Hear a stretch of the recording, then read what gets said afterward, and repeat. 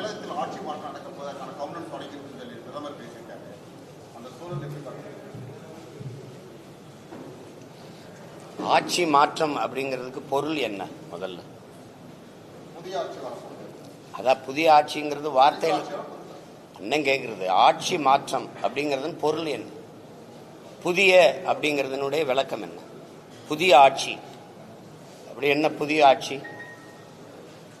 அந்த ஆட்சியில் ஊழல் லஞ்சம் இருக்குமா? இருக்காது. கொலை கொள்ளை பாலியல் வன்கொடுமை இருக்குமா? இருக்காது. அந்த ஆட்சியில் இந்த மாதிரி இந்த சாராய கடைகள் இருக்குமா? இல்லை மூடப்படுமா? அந்த ஆட்சியில் ஆறு மணல் அள்ளப்படுமா? மலைகள் மணலாக நொறுக்கி கோரியா வெட்டி ஏற்றப்படுமா? இல்லை தடுக்கப்படுமா? நிலத்தின் வளங்கள் எல்லாம் கொள்ளையடிக்கப்படுமா? இல்லை பாதுகாக்கப்படுமா? என்ன செய்யப்படும்? கல்வியின் தரம் அப்படியே உயர்ந்துருமா? தனியார் முதலாளிகளுக்கு இணையான தரத்தில் அரசு குடிகளுக்கு கல்வியை கொடுத்துருமா? தனியார் மருத்துவமனை அப்போலோ ராமச்சந்திரா, எம்ஜி ராமச்சந்திரா அல்லது காவிரிக்கு இணையான மருத்துவத்தை தாத்தா பேரில் எம்ஜி இது ஓமந்தூரார் பேரில் இருக்க அரசு மருத்துவமனையில் தரத்தை உயர்த்திடுமா? இல்லை. என்ன நடந்துரும்? புதிய ஆட்சினா என்ன ஆட்சி? பசி இல்லாத மக்கள் உறங்க போவாங்களா? என்ன நடந்துரும்னு சொல்லுங்க. புதிய ஆட்சி இதுவரை இருந்ததுலேருந்து புதுசு என்ன? புதுசு சாலை சரியா போட்டுருவீங்க, தடையற்ற மின்சாரம் கொடுத்துருவீங்க, போக்குவரத்து சரியாயிரும். என்ன இங்க பெண்களுக்கு மட்டும் இலவச பஸ் பாஸ், நீங்க ஆண்களுக்கு இலவச பஸ் பாஸ், மொத்தமா பஸ்ஸை சும்மா ஓட்டுவீங்க. கண்டக்டர் காசு, டிரைவர் காசு யாரு? எங்க சொத்தை வித்துட்டு வந்து கொடுப்பீங்களா? எங்க கிட்ட இருந்து எடுத்து கொடுப்பீங்களா? இதுல என்ன? இதெல்லாம் இது ஒரு ஆட்சி, இது ஒரு ஆட்சி மாற்றம். இதுல என்ன ஆட்சி மாறி என்ன ஆகுது? போன தடவை இவர் தான் இருந்தார் ஐயா, எடப்பாடி ஐயா. இப்ப இந்த தடவை இவர் இருக்கிறப்ப திருப்பி ஆளை மாத்தி மாத்தி உட்கார வைப்பீங்க. ஆட்சி முறை மாறுமா? ஊழல் லஞ்சமற்ற உண்மையும் நேர்மையான நிர்வாகம் வருமா? அதான கேள்விங்க. பசி பஞ்சமில்லாத ஒரு நாடா இதை படைப்பீங்களா? பாலுக்கலாத குழந்தை, வேலைக்கு அலையாத இளைஞன், கல்விக்கு இயங்காத மாணவன், இதுதான் என் கனவு இந்தியானா அடிமை இந்தியாவில் இந்த முழக்கத்தை முன் வச்சான் பகத்சிங். விடுதலை பெற்று 80 ஆண்டுகள் தொற்றுச்சு. இன்னும் அந்த முழக்கம் அப்படியே தான் இருக்கு. 28 விழுக்காடு மக்கள் இரவு உணவு இல்லாம தூங்க போறாங்க. பல கோடிக்கணக்கான பச்சிளம் குழந்தைகள் பசியோடு படுக்க செல்லு. கொடுமையை துடைக்க வழி இல்லை. தாலிக்கு தங்கம் கொடுப்பாங்க, அதே குடிக்க வச்சு அதே தாலியை அவங்களே இருப்பாங்க. இதெல்லாம் ஒரு ஆட்சி முறை, இதெல்லாம் ஒரு ஆட்சி. போய்கிட்டே இருக்கும்போது பேருந்து சக்கரம் கலந்து ஓடும். இந்த பஸ் ஓசையா ஓடனா இல்ல காயிலாங்கலையில் போடக்கூடிய பல இரும்பைலாம் பஸ்ன்னு இருக்கு ஓட்டிக்கிட்டு நீங்க பண்ற பாடு. ரேஷன் அரிசி போடுறீங்க இலவசம். எந்த அமைச்சர் வீட்டில் அதை வாங்கி சமைப்பீங்க? எந்த சட்டமன்ற உறுப்பினர், பாராளுமன்ற உறுப்பினர், அது மாமன்ற உறுப்பினர் வீட்டில் சமைப்பீங்க? தரம் இருக்க? ஒரே நெல் ஒரே அரிசி கடைக்கு விற்பனைக்கு போகும்போது தரமா இருக்கு. அதே நெல் அதே அரிசி மக்களுக்கு சேவைக்கு மக்கள் விநியோகத்துக்கு வரும்போது நாத்தம் அடிக்குது. இடையில என்ன நடக்குது? ஒரு மாறுதல் சொல்லுங்க. ஆட்சி மாறும்னே, புதிய புத்தம் புதுசுனே. சாலையெல்லாம் சவக்குழியா இருக்கு, அருமையான சாலைகள், தடையற்ற மின்சாரம். ஐயோ, மழை நீர் அப்படி விழுந்தவொடனே எங்க விழுந்ததா இல்லையான்னு தெரியாது, உருண்டு ஓடிடும். அப்படியே சிங்கப்பூர் மாதிரி, அமெரிக்கா மாதிரி, அப்படியே மலேசியா மாதிரி அப்படி ஓடிடும். அப்படியே தான் இருக்கா. அந்நிய முதலீட கொண்டு வர எல்லா நாட்டுக்கும் புரியல. அங்கிருந்து கொஞ்சம் நிர்வாகத்தை கொண்டு வரக்கூடாதா? சிங்கப்பூர்லாம் இப்படித்தான் இருக்கா? இப்படித்தான் மலேசியா, இப்படியா மற்ற நாடுகள்லாம் இருக்கா? வெள்ளத்துல மிதக்குதா? சாலையில நீர் தேங்குதா? 60 ஆண்டுகளா ஆண்டு தலைநகர்ல தண்ணி வடிஞ்சோட வாய்க்கால் வெட்டாத நீங்க என்ன ஆட்சி மாதிரி என்ன போகுது சொல்லுங்க தம்பி? வெள்ளத்துல மிதத்து விட்டு வெள்ள நிவாரணம் கொடுக்கறதெல்லாம் ஆட்சி. வெள்ள நீர் வடிந்து வெண்ணல் நீர் தேங்கி மக்களை மிதக்க விடாம தடுக்கிறது இருக்கோ, வெள்ளம் வடிந்து ஓட எவ்வளவு மழை பெஞ்சாலும் போய் இந்த இடத்துல சேரும்டான்னு அதுக்கு வழி செய்யறதான் ஆட்சி. அப்படி ஆட்சி வருமா? வருமா? அப்புறம் புதிய போடுறீங்க. ஆட்சி முறையில் மாற்றம் படத்தெல்லாம் தனித்தான் போட்டு வரீங்க. மறுபடியும் சட்டமன்ற தேர்தலில் 4 முனை போட்டியில் கொடுக்கல, 3 முனை போட்டி தான் பெரும்பாலும் சொல்லிட்டு வராங்க. இதுக்கு என்ன காரணமா சொன்னீங்க? உங்களை சேர்க்க மாட்டாங்க போட்டியில் இல்ல, அவங்க ஒரே கொள்கையில் இருக்கிற கூட்டத்துக்கு போட்டி. எனக்கு யாருமே போட்டி இல்லையே. உலகத்தில் ஒரு போட்டி சொல்லுங்க, இல்லை இந்திய துணைக்கண்டத்தில் ஒரு போட்டி சொல்லுங்க. என் கோட்பாட்டுக்கு சொல்லுங்க. சாமிக்கு பேசுவிய, வாழுகிற பூமிக்கு பேசுற ஒரு கட்சி சொல்லுங்க. நான் மலையை பேசுனா, மரத்தை பேசுனா, கடலை பேசுனா, மணலை பேசுனா, தண்ணீரை பேசுனா சிரிக்கிறிய. இதெல்லாம் இல்லாமல் நீங்கள் வாழ முடியும்னு நினைக்கிறீங்களே? உங்களுக்கு படிப்பறிவு எதுக்கு? உங்களுக்கெல்லாம் எதுக்கு பள்ளி கல்வி?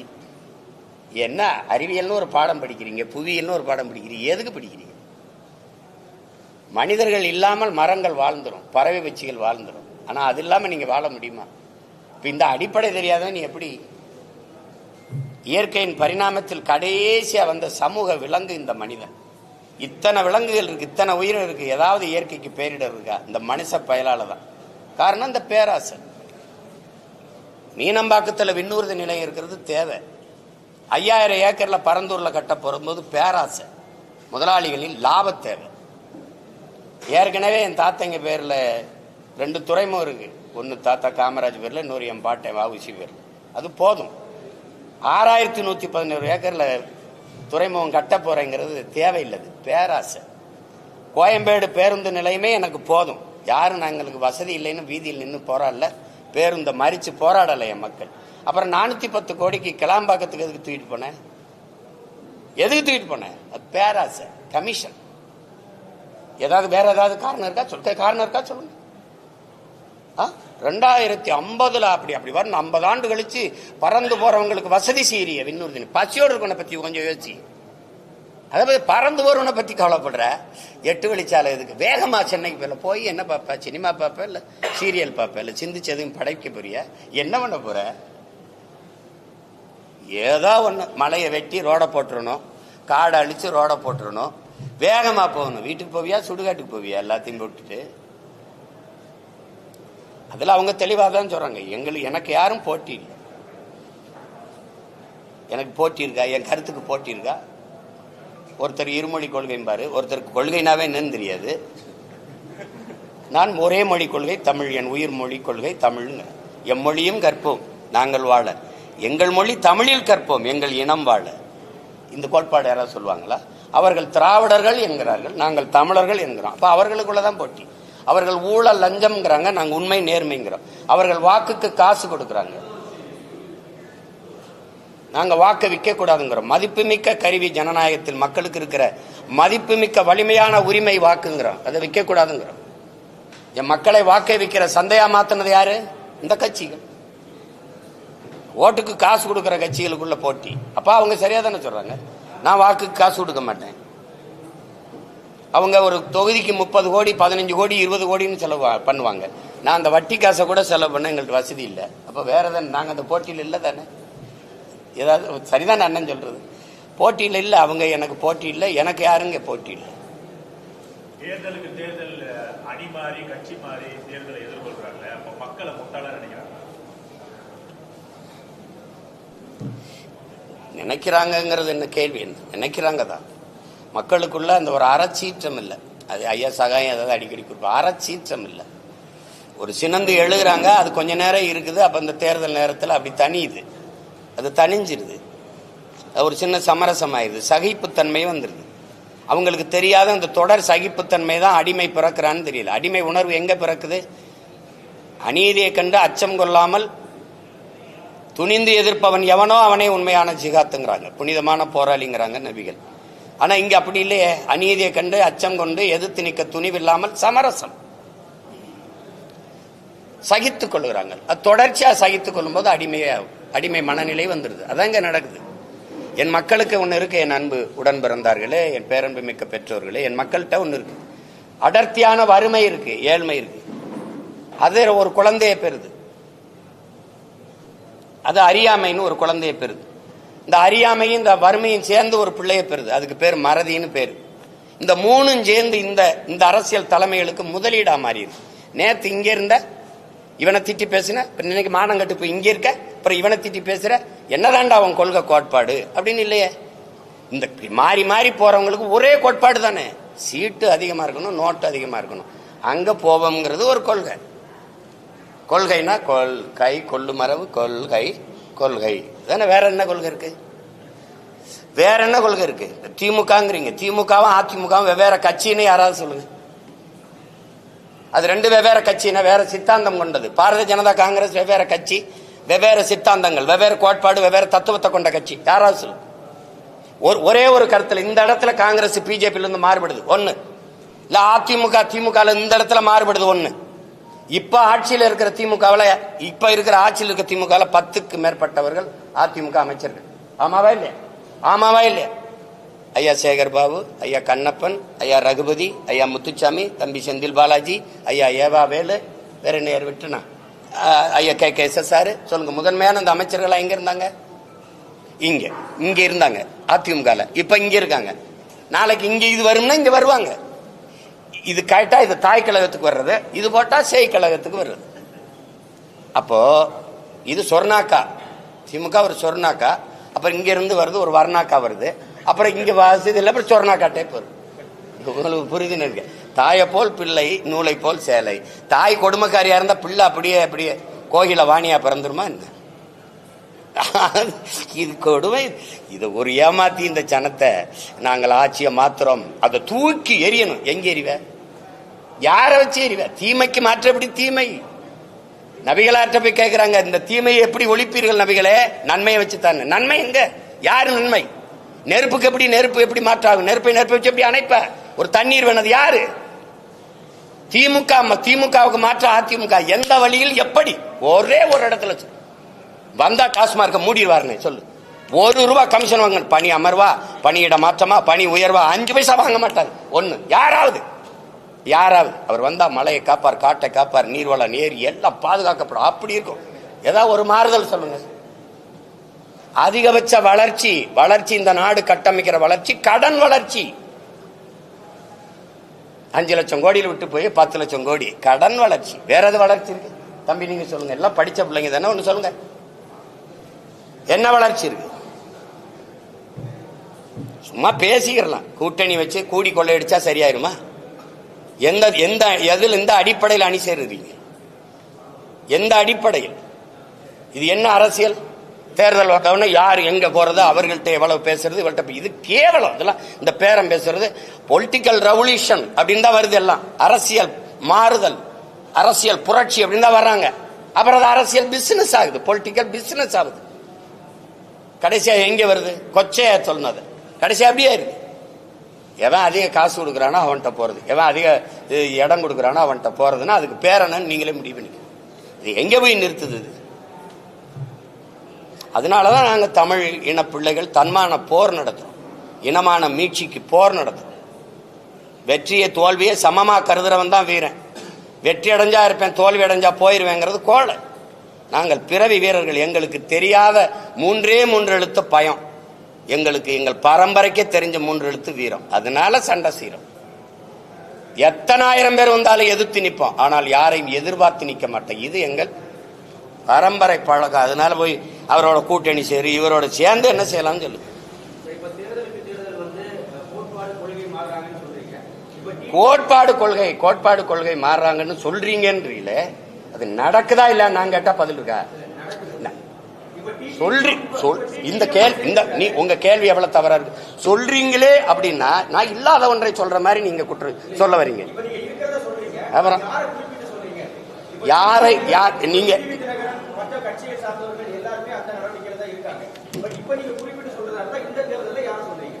இந்த தேர்தலில் யார் மாறி மாறி போறாங்களோ அதை சொல்லுங்க. நீங்க நான் ஒன்னும் பேச மாட்டேங்கிறீங்க. யாரை எதிர்த்து கட்சி ஆரம்பிச்சீங்க? எந்த நோக்கத்திற்காக கட்சி ஆரம்பிச்சீங்க? எந்த லட்சியத்திற்காக கட்சி ஆரம்பிச்சீங்க? இந்த கேள்விக்கு என்ன பதில் வச்சிருக்கீங்க?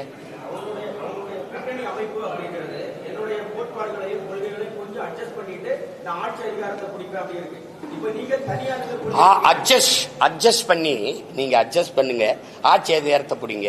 என்னத்தை பண்ணீங்க? அட்ஜஸ்ட் பண்ணி ஆட்சி அதிகாரத்தை பிடிச்சு மக்களுக்கு செஞ்ச ஒரே ஒரு நல்லது, ஒரு நல்லது தான் கேட்கிறேன். ஒரு நல்லது. கூட்டணி போயிட்டிய மாறி மாறி இங்க போனீங்க 5 வருஷம் இருந்தீங்க, இங்க போனீங்க 5 வருஷம் இருந்தீங்க, இங்க 5 வருஷம் இருந்தீங்க. இந்த கூட்டணியில இருந்து நாங்கள் சாதிச்சது இது ஒன்று சொல்லு. இப்ப எங்க அண்ணன் மது ஒழிப்பு மாநாடு போட்டாங்களா? எங்க அண்ணன் திருமாவளவன் விடுதலை சிறுத்தைகள் போட்டுச்சா? இப்ப எங்க கூட்டணியில் இருக்காங்க? திமுகவில். மது மூடாம திறந்து வச்சிருக்க பெருமகன் யாரு? அப்ப மது ஒழிப்பு மாநாடு பயனற்றதாயிருச்சா? இப்ப மதுவை ஒழிக்கிறவன் எவனும் அவனோட கூட்டணி அப்படின்னு பிடிவாதமா இருக்கணுமா இல்லையா? ஏன் இல்ல? சாதி வாரி கணக்கெடுப்பு எங்க ஐயாவுடைய கொள்கை. சாதிவாரி கணக்கெடுப்பு எடுத்து எவன் சமூக நீதியை நிலைநாட்டுறானோ அவனுக்கு தாண்டா கூட்டணி அப்படின்னு ஏன் இல்லை? அப்போ நீங்க என்ன கோரிக்கை முன்வைக்கிறீங்களோ அதை நிறைவேற்றாதவன் கூடவே போய் வலிமையை சேர்த்தா எப்படி? வலிமையை சேர்த்தா எப்படி அது நிறைவேற்றப்படும்? என்ன பேசினாலும் கிடைச்சா இங்கதான் வருவாங்கன்னா இது எப்படி இந்த கோரிக்கையை ஏற்று எப்படி இந்த கொள்கையை நிறைவேற்றுவாங்க அவங்க? எந்த ஒரு கோரிக்கை வைக்காமலே தொடர்ந்து ஒரு தைரியம் வேணும் அப்படின்னு சொல்லி அவரே கூட்டத்தில் நிக்கிறதுக்கு வீரமும் துணிவும் தேவையில்லை, தனிச்சு நிக்கிறதுக்கு தான் வீரமும் துணிவும் தேவை. அது இப்ப எங்க அண்ணனை போய் நான் எங்க அண்ணன் எடுத்த நிலைப்பாட்டை குறை சொல்லவோ இது சொல்லவோ நான் இல்லை. அது அவர் முடிவு, அவங்க நிலைப்பாடு, அது இல்லை. நாங்கள் இதுல நிக்கிறதுக்கான காரணத்தை சொல்றேன். இந்த சமரசம் என் முன்னவர்கள் செஞ்சதுனால படிப்பறிவையும் விட மேலானது பட்டறிவு.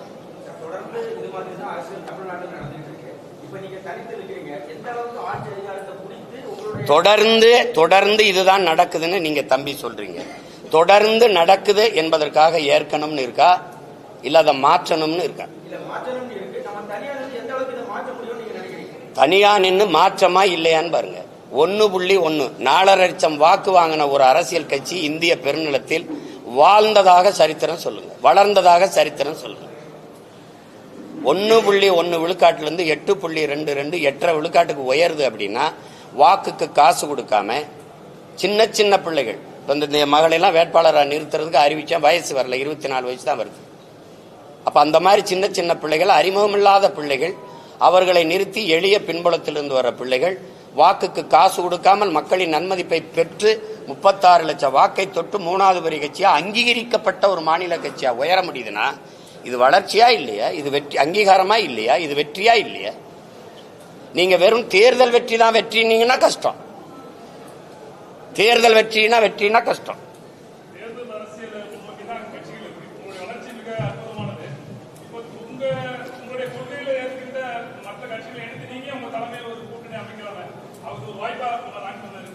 என் கொள்கையை எதிர்த்து தான் இங்க நிறைய கட்சிகள் இருக்க வெளியே ஏற்று ஒரு கட்சியும் இல்லை. நீங்களே சேர்த்து விடுங்க.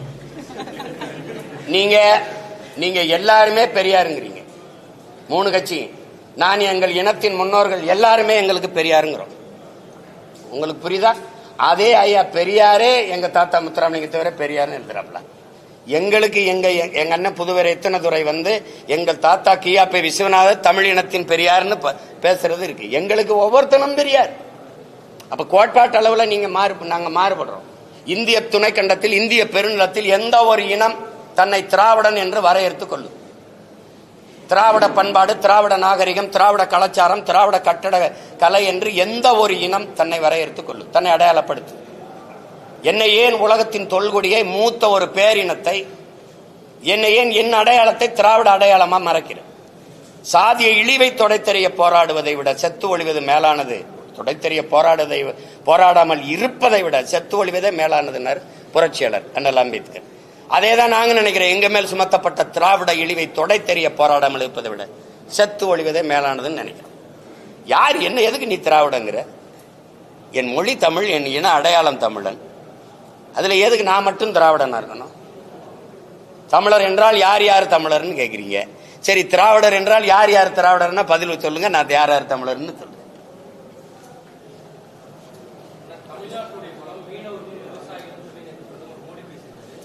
இல்ல அவரு தம்பி கேட்டதுக்கு சொல்லிடுறேன்.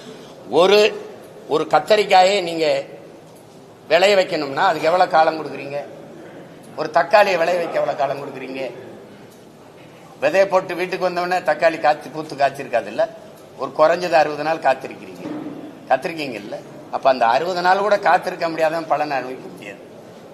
அப்ப நீங்க ஒரு மாறுதலை விரும்புகிறவன் கொஞ்சம் காலங்களை இதுக்கு விலை கொடுத்து தான் தீரணும். ஏற்கனவே கட்டமைக்கப்பட்ட ஒரு கோட்பாட்டை தகர்த்து புதிய ஒரு கோட்பாட்டை உருவாக்க நினைக்கிறவன் கொஞ்சம் விலை கொடுக்கணும். உடனே மாறிடும் அப்படின்னா அது இந்த மாற்றத்திற்கு மதிப்பு இருக்குது. உங்களுக்கு புரியுதுன்னு நினைக்கிறேன். மாறுதல் என்பது ஒரு மகத்தானது, அது எல்லாருக்கும் விருப்பமா இருக்கு. ஆனா அது கொஞ்சம் காலம் எடுத்துறது. அந்த காலம் வரை சகித்துக் கொள்கிற மனநிலையில என் மக்கள் இல்லை. அதனால என்ன ஆயிருதுன்னா இருக்கிறத வச்சு ஏதோ பண்ணிடும்ப்பா, நடந்தா நல்லதுதான், ஆனா நடக்கணுமே இப்படின்னு ஒரு சகிப்புத்தன்மை இருக்கு. அதையும் சேர்த்து மாற்றணும். அது கொஞ்சம் காலம் எடுக்கும். நான் இல்லைன்னா என் மக வெல்றா, நான் வெல்லலைன்னா என் மக வந்துட்டு போறா. என் மகவல்ல அவ புள்ள வந்துட்டு போறான். ஆனால் எங்க ஐயா சொல்வார்ல தேவர் மகன்ல, நான் ஒரு மரம் வைக்கிறப்போ ஆனா அதுல பழம் யாரு சாப்பிடுவா? சாப்பிட நான் இருக்க மாட்டேன், உன் மயன் சாப்பிடுவான், அப்புறம் அவன் புள்ள சாப்பிடுவான். விதை நான் போட்டது. இப்ப இந்த விதை யார் போட்டது? எனக்கு என் முன்னவன் போட்டான். இப்ப நான் தண்ணி ஊத்தி வளர்க்கிறேன். இந்த மரத்தை என் பிள்ளை எப்படின்னு சாப்பிடுறது என்ன இருக்கு? என்ன இருக்கு? ஒரு தன்மானத்தோட நிக்கிறேன் பாருங்க ஒரு தமிழன். அங்க போனேன் 10 சீட்டு கை கட்டினேன், இவன் கூப்பிட்டா போனேன். எங்கேயும் நாங்க நினைச்சதை இப்ப இவ்வளவு நேரம் பேசிருக்கேன்ல, இவ்வளவு நேரம் உங்களை சந்திச்சு ஒரு தலைவரை பேச சொல்லுங்க. இவ்வளவு கேள்வி கேட்கிறீங்க, நான் பொறுமையா பதில் சொல்றல. எப்படி யாரையாவது சந்திச்சு பேச சொல்லுங்க. கூட்டணிக்கு மாறி மாறி போறதுக்கு ஒரு விளக்கத்தை சொல்ல சொல்லுங்க, நியாயமான ஒரு காரணத்தை சொல்ல சொல்லுங்க. எங்க திமுகவை தூக்கி ஆட்சியிலிருந்து இறக்கி தூர தூக்கி போடுறதே ஒரு இந்த கட்சிகளுக்கு கொள்கையா? மக்களின் நலன் சார்ந்து நல்ல ஆட்சியை கொடுக்கணும், மக்களுக்கு செய்யணும். கட்சி அரசியல் தேர்தல் அரசியலை கடந்து மக்கள் அரசியல் கொண்டு போகணும். விளம்பரம் செய்தி அரசியலை கடந்து சேவை அரசியல் செயல் அரசியல் கொண்டு போகணும். என் மக்களுக்கு அப்படி செய்யணும். அதுதான் இருக்க முடியும். திமுகவை ஒழிச்சிடணும். திமுக அப்புறப்படுத்திட்டு பேயை விரட்டி விட்டு பிசாசை உட்கார வைக்கிறது, பிசாசை விரட்டி விட்டு மறுபடியும் பேயை உட்கார வைக்கிறது இல்ல? எப்படி எங்க ஊர்ல சொல்லுவான், மதவாத கட்சிய தம்பி தம்பி மதவாத கட்சியை முதல்ல கதவை திறந்து கூட்டிட்டு வந்த ஆள் யாரு தம்பி? கோலம் போட்டு அப்படி வாசல்ல பூசணியில பூ வச்சு வர வச்சது யாரு? தெரியாது யாரு? அதை ஏன் சத்தமா சொல்ல மாட்டேன்? கேள்வி மட்டும் சத்தமா கேட்கிற தம்பி. கால் உண்ட விட மாட்டோம். அவன் ஏன் ராசா கால் உண்டான்? நீ ஏன் தோல்ல தூக்கிட்டு வரிய ராஜா? அவன் கால் உண்டான். இந்த பிஜேபி எதிர்ப்பு, திராவிட இந்த திமுகவோட பிஜேபி எதிர்ப்பு, இந்த ஆரிய எதிர்ப்பு, எங்களை எல்லாம் ஆரிய அறிவரடி இது சொறியறது, இதெல்லாம் இவங்க பேசிட்டு இருப்பாங்க காலங்காலமா. நீ பங்காளி பங்காளி, நாங்க தான் பகையாளி. இந்த ஐயா பாக்கியராஜ் சின்ன வீடுன்னு ஒரு படம் எடுத்திருக்காப்ல, அந்த படத்தை நீங்க சுவரொட்டியை பாருங்க, இப்ப கூட தட்டி பாருங்க. அந்த அம்மாவை அந்த கல்பனாவை இப்படி கட்டி பிடிச்சுக்கிறாப்ல, இப்படி இந்த அம்மாவை இந்த பக்கம் பார்க்க விட மாட்டாப்ல, இப்படி கட்டி பிடிச்சிட்டு இந்த பக்கம் சின்ன விட ஒரு வப்பாட்டியா ஒரு அம்மா வச்சிருப்பாப்ல, அந்த அம்மாவுக்கு பூவை கொடுத்துருப்பாப்ல. இதுக்கு பேர் என்ன தெரியுங்களா? திராவிடத்தின் ஆரிய எதிர்ப்பு. பிஜேபியை நுழைவிடாம இருக்கிறது. இங்க வந்து எங்களை அப்படி மறைச்சு முகத்தங்கிட்டு பார்க்க விடாம, ஏய் பிஜேபி உள்ள வந்துரும், ஏய் ஆர்எஸ்எஸ், ஏய் பிஜேபி, ஏய் பிஜேபி பிடிஎம் இங்க சைட்ல புகுத்து இப்படி கேவலம். இத போய் பேச்சு. நீங்க ராஜ்நாத் சிங் ஐயா வந்து ஒய்எம்சிஏ மைதானத்தில் ஐயா கருணாநிதி அவர்கள் பணத்தை வெளியிடும் போது 5 ஆண்டு கால பாரதிய ஜனதா ஆட்சியை நிலைக்க வச்சு நாடெங்கிலும் பாரதிய ஜனதா வேலுன்றதுக்கு பரவுவதற்கு காரணமா இருந்த பெருந்தகைன்னு சொன்னாரா? இல்லை. காணொலி உங்களுக்கு அனுப்பிட்டா நீங்க போடுறீங்களா? இல்ல நீங்க எல்லாம் ஒளிபரப்புனீங்களே. ஏதோ சும்மா சொல்லிக்கிட்டு இருப்பாங்க தம்பி, உள்ள வந்துரும் உள்ள வந்துரும். உள்ள எங்கிட்டு வரும்? நீங்க ஒரு பேச்சு, நீங்க ஈவேராவை எதிர்த்தால் ஆரிய அந்த பிஜேபி மதவாத கும்பலுக்கு வாய்ப்பு, அது வளர்ந்து வரும். எப்படி வளரும்? இந்த செடிக்கு தண்ணி ஊத்துனா இந்த செடி தான் வளரணும்னு சொல்லணும். இந்த செடிக்கு நீங்க தண்ணி ஊத்துங்க, இந்த செடி வளர்ந்துரும். சீமானுக்கு போட்டா பிஜேபி வந்துடும். டேய் எனக்கு போட்டா நான் தாண்டா வருவேன். இந்த அடிப்படை அறிவு கூட இல்ல. நம்ம வீட்டுல சுவிட்ச் போட்டா அந்த வீட்டுல எரியுங்கிறது ஒரு கூமட்ட கூட்டத்தை வச்சுக்கிட்டு நீங்க என்ன தேவை பேசிட்டு இருக்கிறது. எங்க எதிர்த்தாம ஒரு ஈடின்னு போடுங்க, ஈடி இந்தா வர்றேன் மோடி ஓடின்னு போடுறது. அப்புறம் போட்டு என்ன எல்லாம் தெரிஞ்சுக்கிட்டு என்னை போட்டு கேட்டு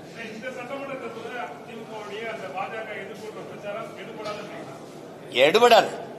அது ஒரு வெற்றி ஏமாற்று. இஸ்லாமிய கிறிஸ்தவ மக்களை வந்து அச்சுறுத்தி பயங்காட்டி அந்த வாக்கை குவிக்கிறது. ஏன்னா அது 15 விழுக்காட்டுல தான் அந்த மஞ்சள் குளிச்சுட்டே இருக்கு. சிறுபான்மை மக்கள்னு சொல்லும் போதே அது எவ்வளவு பெரிய துரோகத்தை செய்யுது. சிறுபான்மை மக்களின் பாதுகாப்பு சொல்ற நீ யாரு? முதல்ல நீ யாரு? நீ மொழி சிறுபான்மை, நீ ஒரு இன பெரும்பான்மையை போய் மத சிறுபான்மைன்னு சொல்லி அவனை மிரட்டுற.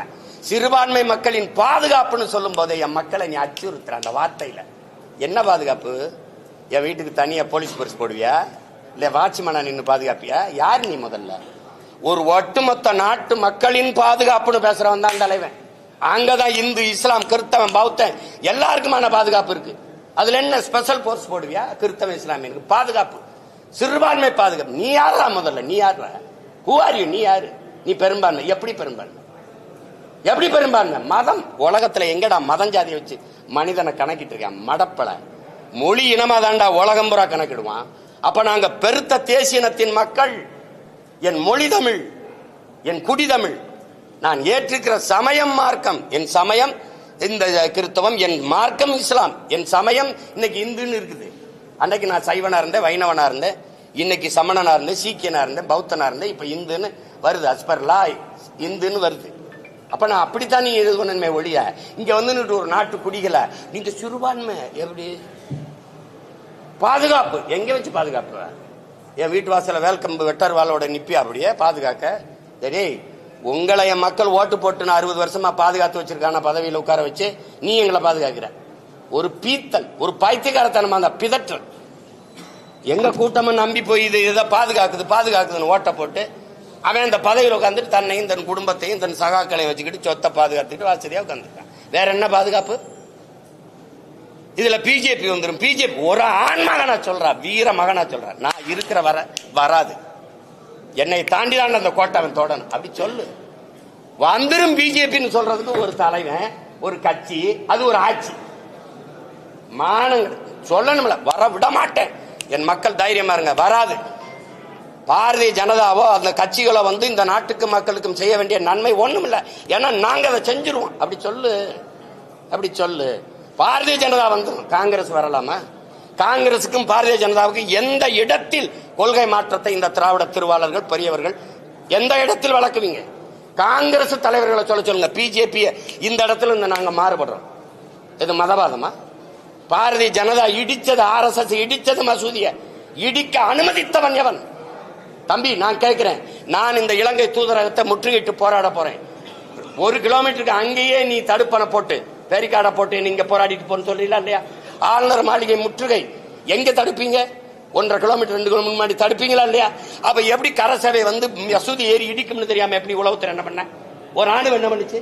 அப்ப 3 கிலோமீட்டருக்கு அங்க தடுத்து நிறுத்தாம என்ன பண்ண? அனுமதிச்ச.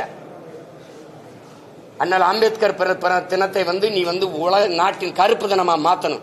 தாழ்த்தப்பட்ட இந்த இஸ்லாமிய மக்கள் எழுச்சி வரக்கூடாதுன்னு அந்த நாளை கருப்பு தினமா திட்டமிட்டு மாத்தினீங்க. நீங்க எல்லாம் இடிக்க அனுமதிச்சா. நீ ராமர் கோயிலுக்கு ஐயா அடிக்கல் நாட்டும் போது மோடி ஐயா கங்க்ராச்சுலேஷன் ராகுல் காந்தி வாழ்த்து சொல்றாரு. எங்க மாறுபடுது?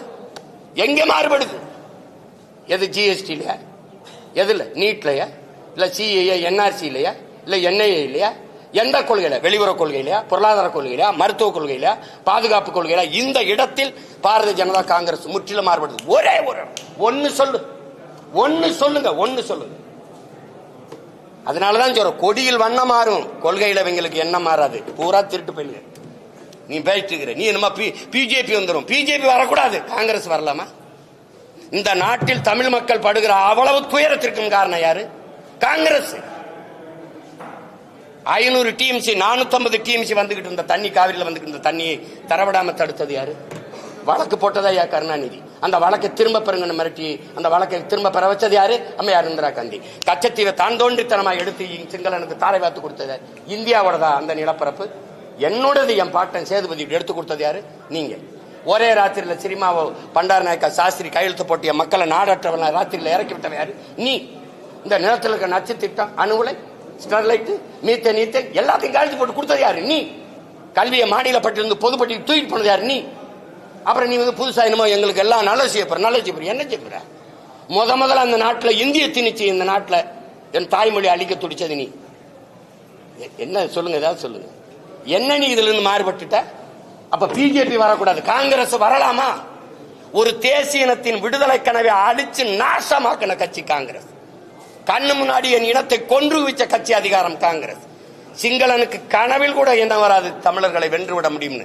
அவனுக்கு 2 கரமும் கொடுத்து, வட்டி இல்லாத கடனா 80,000 கோடியை கொட்டி கொடுத்து, ஆயுதம் கொடுத்து, பயிற்சி கொடுத்து, போர்க்கப்பலை கொடுத்து என் மக்களை அழித்து ஒழிக்க வைத்தது இந்த காங்கிரஸ் கட்சி. அதன் ஆட்சி கூட நின்னது இந்த திமுக.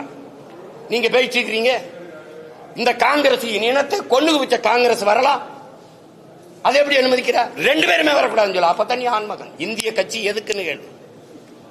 சரி, பாரதிய ஜனதா கட்சி நிலைப்பாடு காவிரியில, காங்கிரஸ் கட்சி நிலைப்பாடு முல்லை பெரியாற்ற காங்கிரஸ் இல்ல கச்சத்தீவு மீட்புல 2 கட்சிக்கும் வேறுபாடு. ஏதோ ஒன்னு சொல்லுங்க, ஒன்னு சொல்லுங்க. எந்த இடத்துல? பாரதிய ஜனதாவே பேசுறியே, காங்கிரஸ் வரலாமா? ஏன் அதை குட்டி வர? என் இனத்தை கண்ணு முன்னாடி கொன்னு குவிச்சிட்டு அதே இனத்துல வாக்கை பெற்று வலிமையான அதிகாரத்துக்கு ஆட்சிக்கு வந்துட முடியும்னா நாங்க மானங்கட்ட கூட்டம் ஆயிட்டோம்னா நீ மஞ்சள் குளிக்கிற. நீ வேற எப்படி? வேற இந்த கன்னடனை கொண்டுட்டு அல்லது ஆந்திரா தெலுங்கரை கொண்டுட்டு மலையாளியை கொண்டுட்டு நீ இப்படி அந்த மாநிலத்தில் ஒரு ஓட்டு வாங்கிட முடியுமா? வாங்கிட முடியுமா சொல்லுங்க? திரும்ப திரும்ப அவனை கூட்டி வந்துட்டு பிஜேபி வந்துடும், காங்கிரஸ் வரலாம். ஏன்னா என் இனத்தை கொண்டு வச்சான்ல, என் விடுதலை கனவை பொசிக்கு நாசமாக்கினால, அதனால வரலாம். IPKF அனுப்பி என் இன மக்களை அழிச்சு ஒழிச்சாங்களா, வரலாம். காவிரி நதிநீர் உரிமை பறி கொடுக்க வச்சால வரலாம். கச்சத்தீவை எடுத்து அது கொடுத்ததான்னு சொன்னா அதனால வரலாம். என்னது எத்தனை காலத்துக்கு இதையே பேசிட்டு தீருவீங்க தம்பி? எத்தனை காலத்துக்கு இதையே பேசிட்டு தீருவாங்க இவங்க?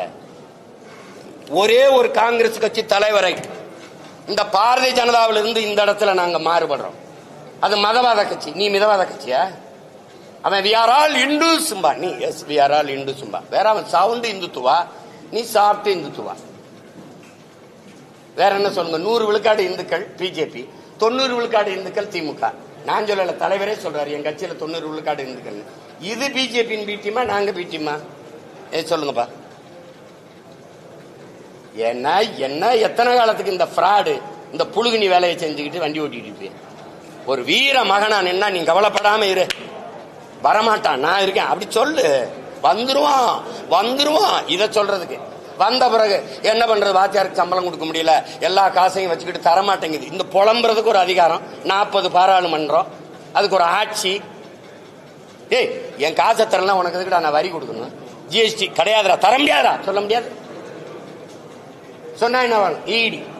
அப்புறம் வார ஓடி,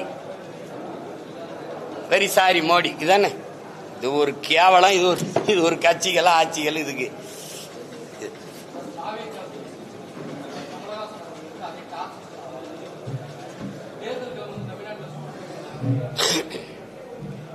சூடங்க பிடிக்குது. நேற்று கூட மழை தான் பெஞ்சிருக்கு. எங்க சூடு பிடிக்குது? இன்னும் ஒரு மாசம் இருக்குல்ல. கேட்டது சீமான் இல்ல, சீமான்னா கேட்ட சின்னம் கொடுக்க கூடாது. அது கொடுத்த சின்னத்தை திருப்பி அடுத்த தேர்தலுக்கு வைக்க கூடாது. அந்த சின்னத்தை கொண்டு போயிட்டானா போய் சேர்ந்துருச்சா தூக்கிடு, அதானே. அது கேட்ட சின்னம் தம்பிக்கு கிடைச்சிருக்குன்னா அதுக்கு என்னுடைய வாழ்த்துக்கள். வேற ஏதாவது கேள்வியே இல்லை. அப்ப ரொம்ப நன்றி.